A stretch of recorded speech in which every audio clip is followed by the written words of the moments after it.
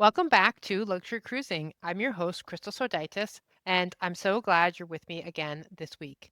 This week, I've got some Q&A about luxury cruising. I thought I would put together some of the most common questions that I get about luxury cruising. If you have a question about luxury cruising, please, you can put it in the comments in this podcast episode, or you could just email me at luxurycruisingpodcast@gmail.com. It's always in the show notes, but in case you just want to hear it one more time, it's luxurycruisingpodcast@gmail.com. Please, if you have any questions about this episode, about luxury cruising in general, I would love for you to write in and I will definitely answer it on the show. So, of the questions I have this week, the first is what actually makes a cruise luxurious? And how is a luxury cruise line different from a premium or mainstream cruise line? And so I want to break that up into two different things because what makes a cruise luxurious is really dependent on the person. I ask all of my guests how they define luxury. So, for one person, luxury may mean ease, that when they get on the ship, everything is easy, everything is taken care of. For another person, luxury means space, that they're not shoulder to shoulder with people all the time on a giant, centrum or promenade, or that they don't have to jockey for seats for the entertainment. That what makes a cruise luxurious is different for everybody. When I think of a luxurious cruise or a luxury cruise, I really think about service. The service is exceptional, almost anticipatory, right? I don't need to always be asking for, can I have this? Can I have that? Can I have, my water filled or whatever? It's thought of beforehand and it's done for me. So that's one of the things I think about when I think about a luxury cruise. I also think about a ship decor, that it's usually modern, sleek, clean lines. That's what I think of when I think of luxury. Definitely space. The number of people on board is not, or at least in that area, is not as many. There's not as much density of people. Those are the kinds of things I think of when I think of luxury. Now, when we think of a premier or a mainstream cruise line, what makes them different from a luxury line, well, first, it's usually the size of the ship. Not universally, but most premium or mainstream cruise lines are going to be in the 2, 3, even up to 7,000 passengers per ship. Luxury cruise lines are usually less than that. It's usually 1,000, maybe 2,000, but then we know it might go all the way down to just 100 passengers on the ship. Your premium and your mainstream cruise lines are going to have a really wide variety of things to do, food options, entertainment options. It can be an all day event, just going from activity to activity. The luxury lines may not have that many activities, but they're not going to appeal as much to children and younger travelers because they're not going to have the bells and whistles. A mainstream cruise line is going to have a rock climbing wall, a roller coaster, a zip line, all of those kinds of things you're going to find on a mainstream cruise line. You're not really going to find those on a premium cruise line, but they will have some dedicated children's programming, usually a children's space. Luxury cruise lines are not going to have dedicated children's space. That doesn't mean that the majority of them do take children. They all have their minimum age you have to be in order to cruise. But as of right now, from the luxury standpoint, really only Oceania does not allow children. You could put Viking up there. I do consider Viking luxury. Virgin, I think, is a premium cruise line, also doesn't take children. So, for the most part, the differences between a luxury cruise line and a premium or mainstream cruise line are going to be the number of passengers, size of the ship, the amount of activities available, and then definitely the service, right? Because you're gonna have a lower passenger to crew ratio. I had to think about that one for a minute. Is it higher or lower, right? Or, you're gonna be closer to 1 to 1 in terms of number of passengers to number of crew. It might be 2 to 1, it might be 4 to 1, but it's not gonna be, I would think, I don't know for sure, but on a mainstream cruise line, you're probably looking at 10 to 1 in terms of crew to passenger ratio. But I would tell you also that most premium and mainstream cruise lines, especially in the newer ships built in the last 10 years or so, they have a suite class. We've talked to a lot of people who have been in the Haven, in Star class. They have a suite class, they have a ship within a ship concept where you have the opportunity to be separated from the majority of the passengers and of the ship. Generally, your own sun deck, maybe a pool, maybe a restaurant. You're not going to find that on a luxury cruise line because you really don't need it. There's not a ton of people. There's usually plenty of space at the pool. The service is excellent. So, you don't find a ship within a ship concept on a luxury line. The next question that comes up a lot is, what is the difference between a genie, a butler, and a concierge? And I'm going to take this one backwards because, like, the concierge to the butler to the genie, those are increasing grades for me. So, a concierge is somebody that works not just for you, the proportion of people or the number of people that the concierge serves is generally higher than a butler or a genie. The concierge can do things for you like um, they will make reservations for a show. They might help you understand how to get transportation when you go to a port. Do you need a taxi? I've had a concierge print out a map for me because I wanted to know how to walk to a certain place in a port.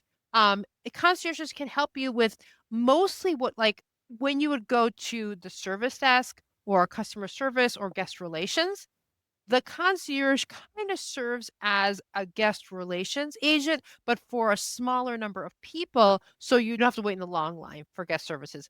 I remember when Hollis, who was telling us about a grand suite, and he told us that he went to a suite lounge concierge, and because he had lost his room card, they just printed out a new one instead of having to go all the way down to guest services and wait in the line and get a new key card, CPass card, that's what they are, CPass card printed out. So that's the kind of things that a concierge can do for you.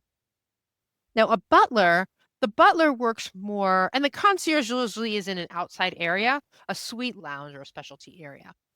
The butler now works specifically for you within your room. These are usually found either on luxury lines. There are some luxury lines where everybody has a butler. And then there are on premium and mainstream cruise lines, when you have a certain level of suite, you get a butler. And the butler again works anything you need in your room. If you need snacks, if you need more drinks, some butlers will, unpack and even pack for you. That's like crossing a line for me. I may not mind somebody unpacking me, but I'm not having somebody pack my dirty clothes. Like, that's not happening. But, those are the kinds of things. A butler, we had Matt who was on Silver Sea, and he had talked about how one day his butler had drawn him a bath.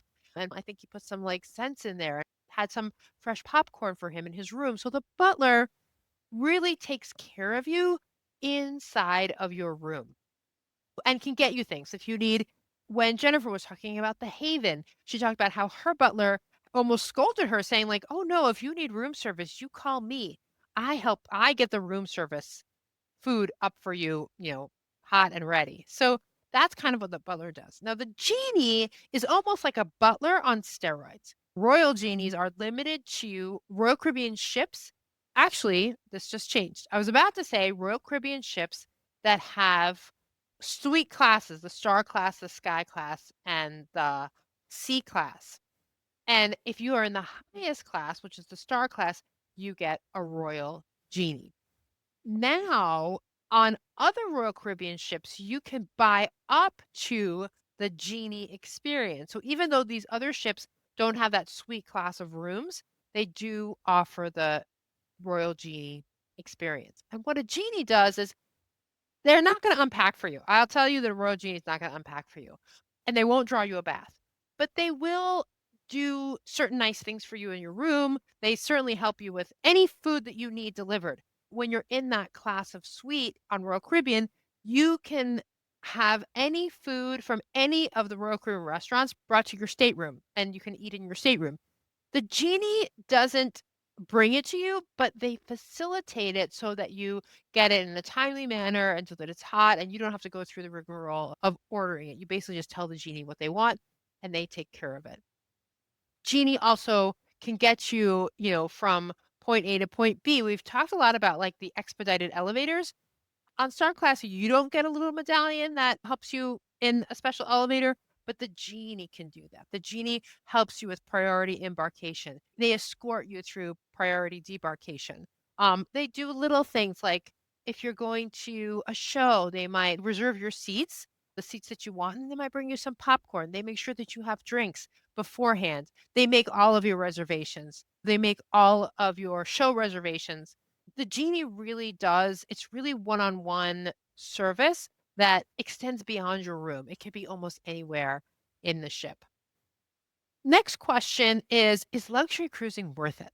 Is it worth the higher price tag for the value that you actually get? And I have to tell you, for the most part, yes. And also, it depends.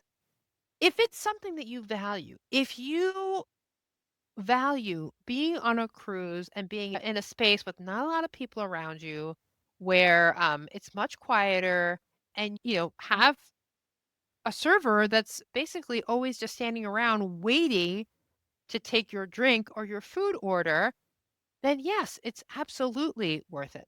But if you just want to be on a ship and you don't mind being in an inside stateroom and you just listen to this podcast because you're kind of like me, like you like to hear about luxury, but maybe you're not living in luxury all the time, then no, then it wouldn't be worth it for you. But I think that there is an ability to get a luxurious cruise experience and get on a luxury cruise line that doesn't break the bank. There are inexpensive luxury trips out there.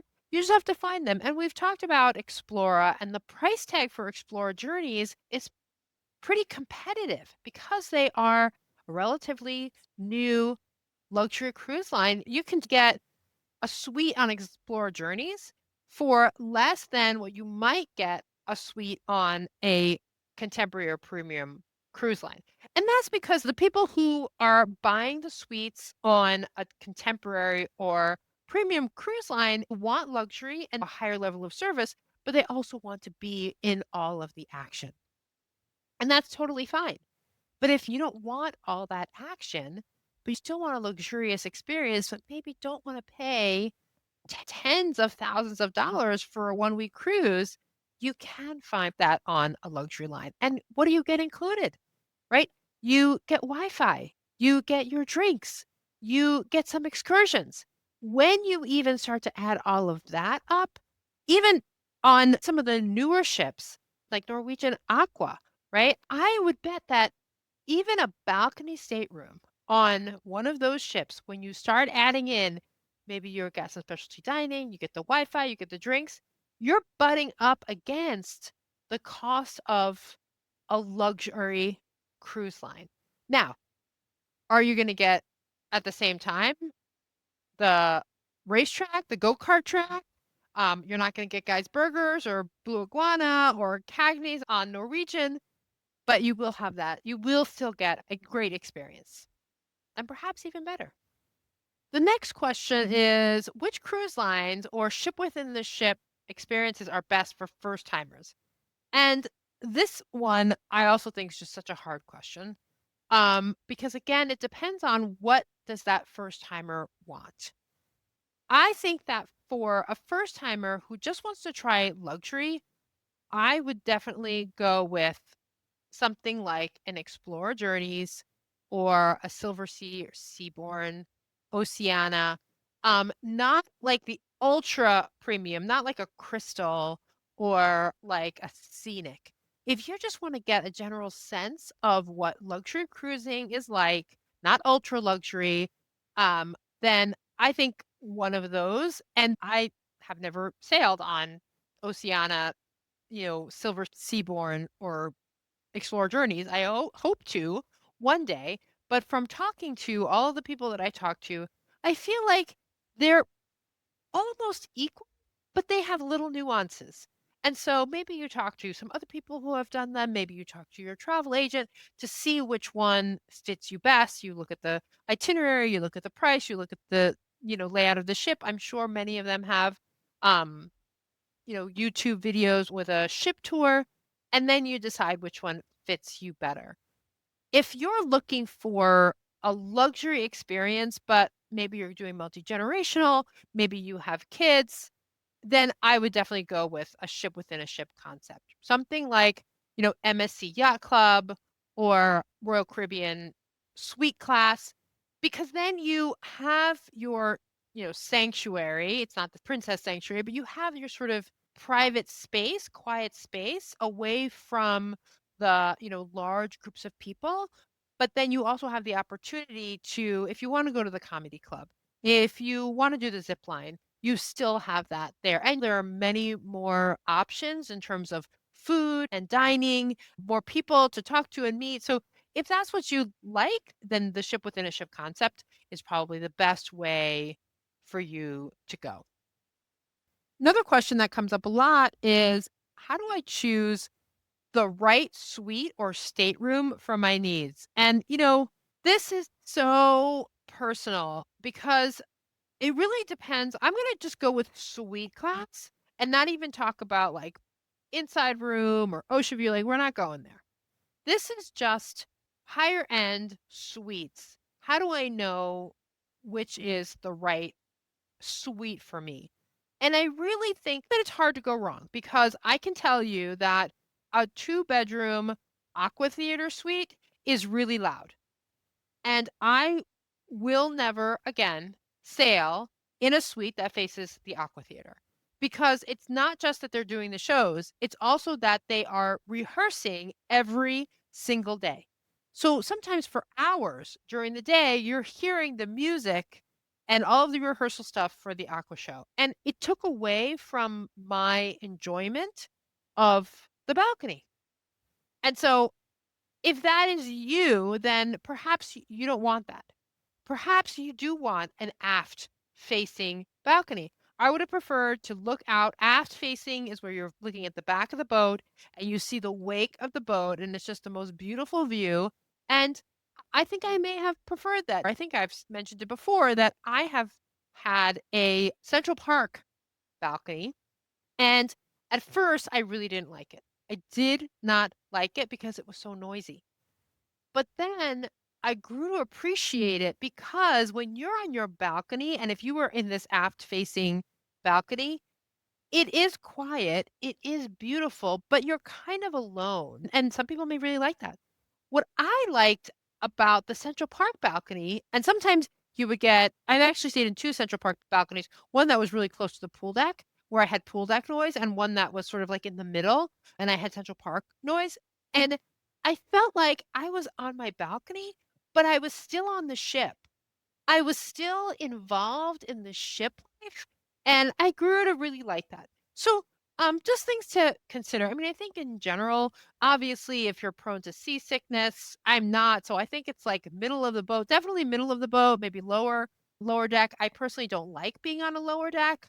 I don't like staying like below deck nine. I just prefer to be up higher away from the water. That you're usually closer to some things when you're on deck nine. So this is where a great travel agent that understands, you can talk to them about what you're thinking, what your likes are, what your dislikes are, and where your travel agent can really be very, very helpful in helping you decide where the best suite or stateroom is for your needs. And obviously, if you have special needs and you need an accessible bathroom, you need to talk about that too. That goes without saying in terms of this question. And then for our last question, this is something that comes up, and I completely understand this. Like on a big ship, there's always something to do.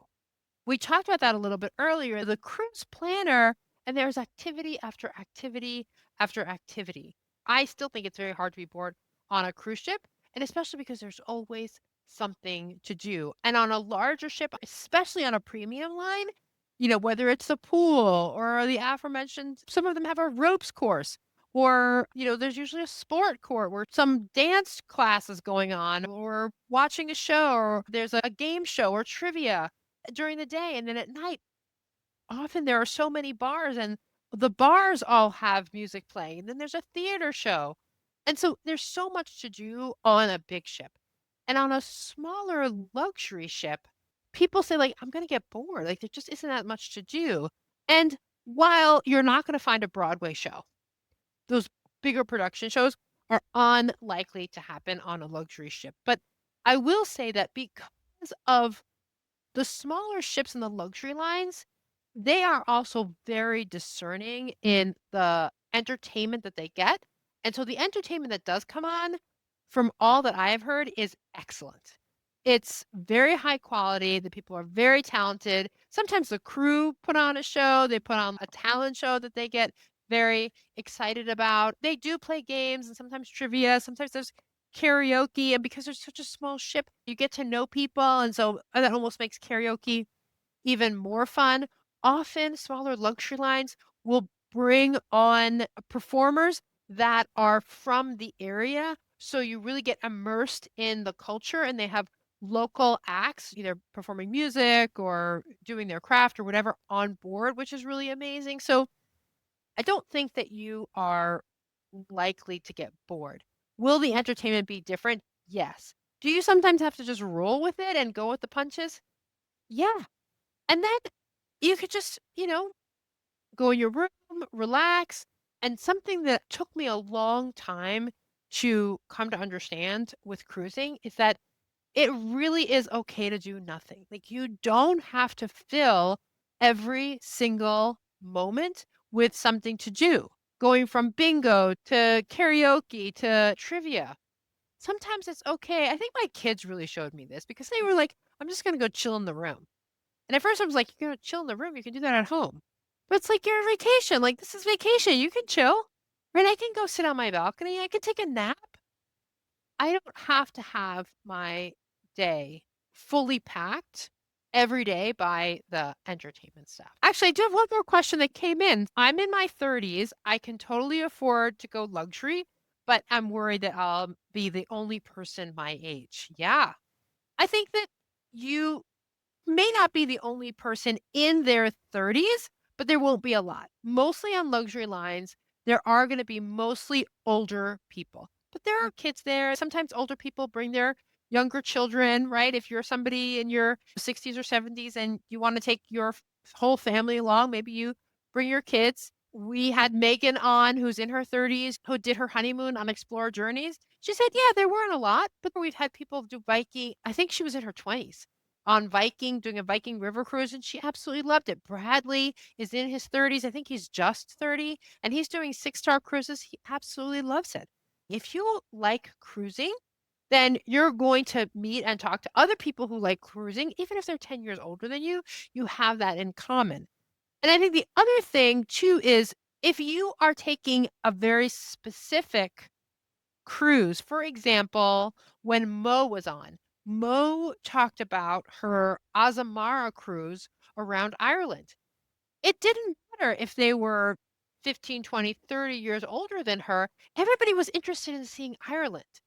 And so you naturally have people that you're going to talk to. Are you going to be the only person your age? Possibly, but why is that a problem? Maybe you are, but maybe everybody else that you're talking to is also really, really interesting. So that's the Q&A, my very first um, Q&A episode. If you have a question about luxury cruising, I won't hold it for another Q&A episode. I will read it right away on the podcast. And once again, I just want to thank you all for joining me. And until next time, I wish you safe and luxurious cruising.